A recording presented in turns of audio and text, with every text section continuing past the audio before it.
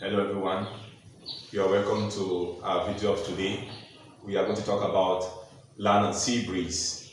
Actually, those are atmospheric circulations which occur on a local land phase. So they are actually a group of local winds which blow over a very small surface area. They are unlike the planetary winds. So today we will take you on land and sea breeze. We will talk about what these breezes are. We'll start with the sea breeze. Actually, it should be very clear here that winds actually blow from areas of high pressure to areas of low pressure. So we're going to talk about the sea breeze. The sea breeze actually is gentle winds that blow from the sea onto the land, and this mostly happens during the day. So what happens? That wind has to blow from the sea to the land during the day. Now this is what happens. The land gains heat from the sun very fast and loses the heat also very fast as compared to the sea, which gradually gains heat and also gradually loses the heat. So since the land gains more heat very faster, the air parcel that is from the land becomes heated and lighter and therefore very easy to rise. And since it can easily rise, it moves to the upper atmosphere. And the pressure now on the land will become a low pressure cell.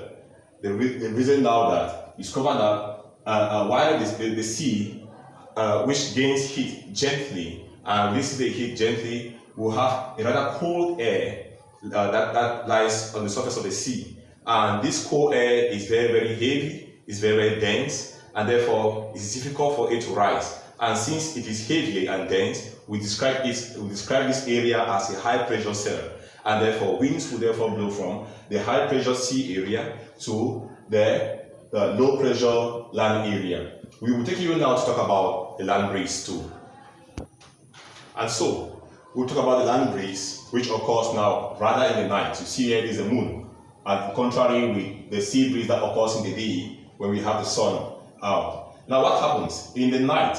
We discover that since the land actually gains heat faster and loses heat very fast, the air parcel that will be on the land in the night will be colder and has more weight, and therefore, since it's colder and has more weight, the land has a high pressure cell, while the sea, which loses its heat very gentle, by the night period or by the evening period, the sea is still warmer, and therefore can cause the air parcel that flows over the sea to become warmer, heated, and lighter, and easy to rise. And since the air parcel of the sea will rise now to the upper atmosphere, wind actually now will move now from the high pressure land area to the low pressure sea area. This process now is what we refer to as sea breeze, indicated with the arrow as you see. The wind blows from high pressure land area now to the low pressure area. Now the major difference that we have to gather from this lesson is this, that both of them are local winds. And since they are local winds, they blow over a very short surface area, very few kilometers of land. But now the difference between them is this.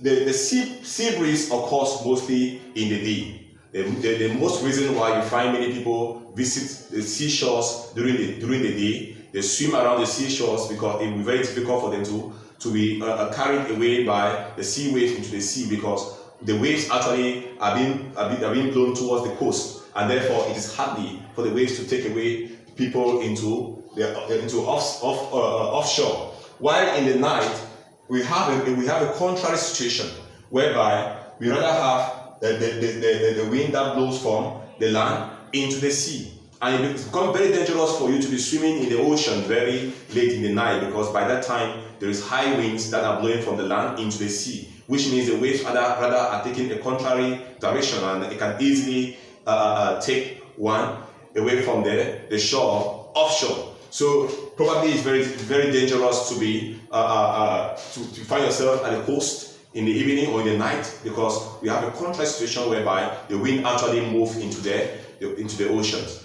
Thank you for this short video. I hope you've enjoyed and learned something. I pray you subscribe and you like and share the videos.